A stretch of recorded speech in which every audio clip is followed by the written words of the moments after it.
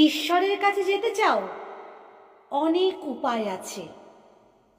যেমন তুমি বাড়ির ছাদে ওঠো, কিন্তু ওঠার পথটা একটু আলাদা আলাদা হয়, একটু ভিন্ন ভিন্ন হয়। কেউ ওঠে মই দিয়ে, কেউ ওঠে বাঁশ দিয়ে, কেউ ওঠে সিঁড়ি দিয়ে, কেউ বা ওঠে দড়ি দিয়ে। উঠলেই তো হলো। তেমনি ঈশ্বরের কাছে যাবার জন্য অনেক উপায় আছে। প্রত্যেক ধর্ম এক একটি উপায় দেখিয়ে দিচ্ছে।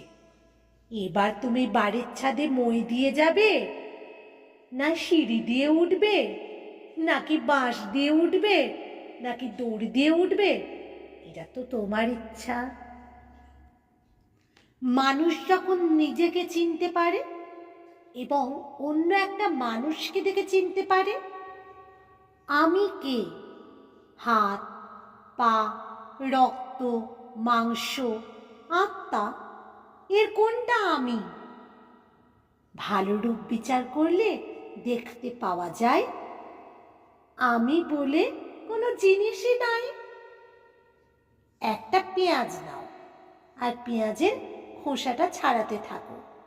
ছাড়াতে ছাড়াতে ছাড়াতে অবশেষে দেখবে যত তুমি পেঁয়াজের খোসাটা ছাড়াচ্ছ তত দেখবে পেঁয়াজটার আর কোনো অস্তিত্বই থাকলো না। তার মানে আমিকে বিচার করছো? আমি বলে তো কোনো রূপই নেই গো। শেষে যা থাকে তা হলো ঈশ্বর। আমিত্ব দূর হলে ঈশ্বরের দর্শন হয়। তুমি এক ডুব দিলে রত্ন পেলে না। নিজেকে রত্নহীন মনে করো না। ডুব দিতে দিতে দিতে তবেই তো রত্ন মিলবেই মিলবে।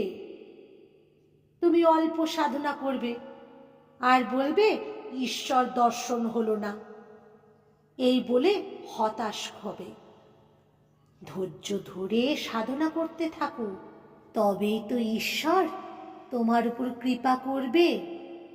চারা গাছকে প্রথমে বেড়া দিয়ে রক্ষা করতে হয়, তা না হলে ছাগল এসে, গরু এসে চারা গাছটাকে মুড়িয়ে খেয়ে ফেলবে।